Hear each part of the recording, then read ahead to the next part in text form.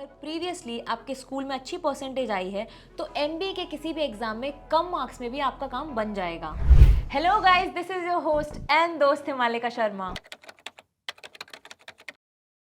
Yes, this is true. Top 20 school में जाने के लिए you need a good percentile in your school as well as in your college. पर कुछ colleges ऐसे भी होते हैं जो आईआईएम की तरह रेप्यूटेड होते हैं और जिनमें लेस एकेडमिक वेटेज भी रहती है। तो चलिए जानते हैं इन कॉलेजेस के बारे में।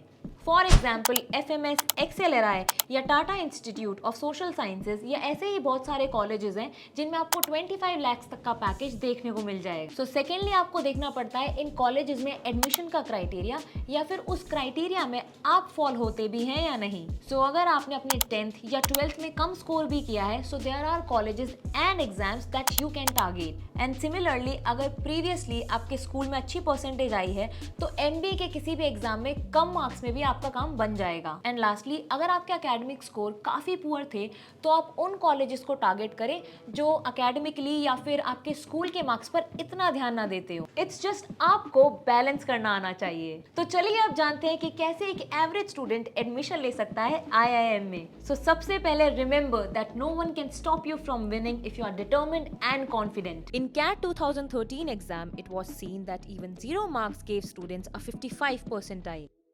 So that means almost 55% of total aspirants got 0 marks or negative marks. And ये ज़्यादातर इसलिए होता है because maximum number of students believe that they cannot crack any IIM exam from the very first day. क्या आप ये चाहेंगे कि MS धोनी अपनी कैप्टेंसी में ये बोले कि हम नेक्स्ट वर्ल्ड कप नहीं जीत पाएंगे? नहीं ना? So same trick applies for you guys. So only 55,000 serious candidates apply for CAT. तो जो रियल फाइट होती है वो 50 से 60,000 एस्पिरेंट्स के लिए होती है। So to get at least one IIM call, you need to be there in the top 6,000 और 8,000 एस्पिरेंट्स। तो अब हम करते हैं बात एक्शन प्लान। तो सबसे पहला काम होता है अपनी स्ट्रेंथ्स को आइडेंटिफाई करना।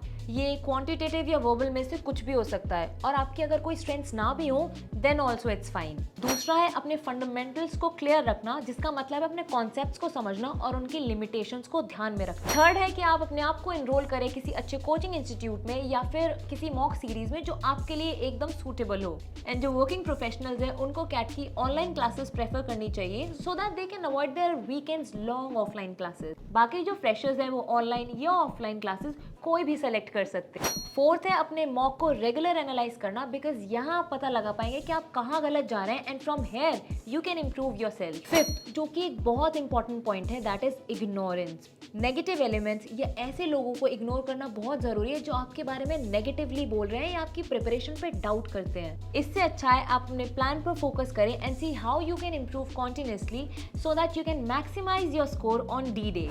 Sixth is practice and this is the key. And ये आपको पता ही होगा कि विराट कोहली अपनी नेट प्रैक्टिस करना कभी नहीं भूलते एंड वो हमेशा इंश्योर करते हैं कि वो खुद को 0.1% से इंप्रूव करें अपने हर एक मैच से पहले। It's not that he is not aware of a batting type but practice keeps him alert and ensures that he is improving continuously. जैसे कि मैंने आपको बताया था अपनी पिछली वीडियो में भी कि हमें सिर्फ एक सीट की जरूरत पड़ती है किसी भी टॉप 20 स्कूल में जाने के लिए। इसलिए जो आपकी पुरानी मिस्टेक्स हैं उनको जरा साइड में रखिए और जो मैंने स्ट्रैटेजीज आपको बताई उनकी हेल्प से कोई अच्छे कॉलेज या एग्जाम में फोकस करिए। तो जहाँ पर है हमारा ज़्यादा चांस एडमिशन होने का, वहाँ पर हम एक एवरेज स्टूडेंट बनकर भी अच्छी जॉब या कॉलेज में एडमिशन ले सकते हैं।